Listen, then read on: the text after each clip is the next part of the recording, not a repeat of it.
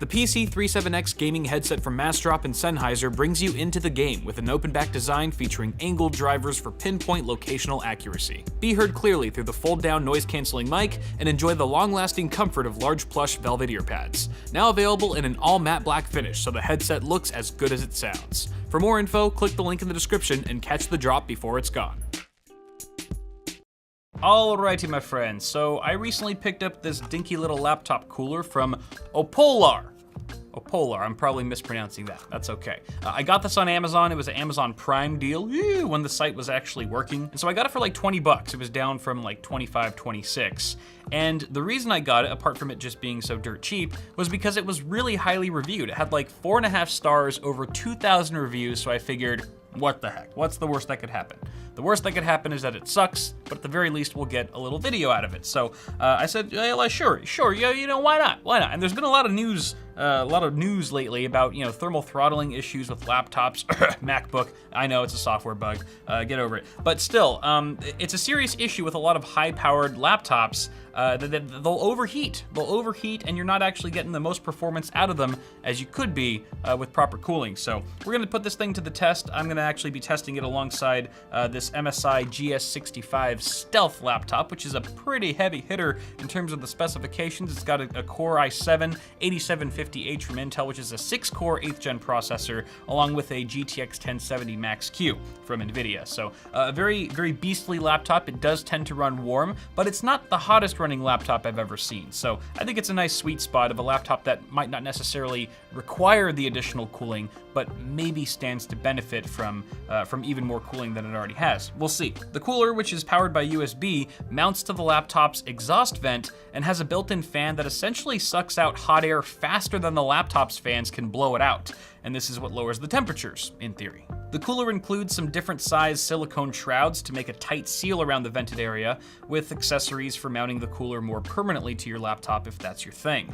On top of the cooler, there's a power button and a couple more buttons for adjusting the fan's RPM. I just left it at max speed for all of today's testing, which definitely made the setup a bit louder than the laptop by itself. Diving right into our tests here, when running the CAN benchmark in GTA 5 at stock frequencies, you can see that when it comes to the CPU package temps, there doesn't really seem to be much of a difference, at least as displayed in Hardware Monitor. This was kind of disappointing at first, but then I noticed the clock speeds were typically running 100 to 300 megahertz higher when the cooler was installed, which can be significant on a 6-core CPU in such a CPU-driven game. Under the same load, IDA64 indicated the CPU was overheating with or without the cooler, but it was clearly throttling a few percentage points lower with the cooler attached, which likely explains the higher clock speeds. Meanwhile, our GPU seemed indifferent to my Amazon purchase. The GTX 1070 temps maxed out about 2/3 the way through the benchmark, with the GPU hitting 75 degrees Celsius without the cooler and 74 degrees C with the cooler. Unfortunately, the 1 degree difference wasn't enough to push our boost clock up any further, so we ended up plateauing at 1544 megahertz regardless of our cooling configuration. So if the GPU wasn't really responding much to our cooler, did the higher clock speeds of our hexa-core i7 manage to improve gaming performance noticeably? As it turns out, yes. Average frame rates increased by 4%, 1% lows increased by 5.4%, and 0.1% lows increased by 8%. The results you see here were averaged across 3 runs with the cooler on and 3 runs with the cooler off. So this is definitely a repeatable behavior that tells us the cooler works.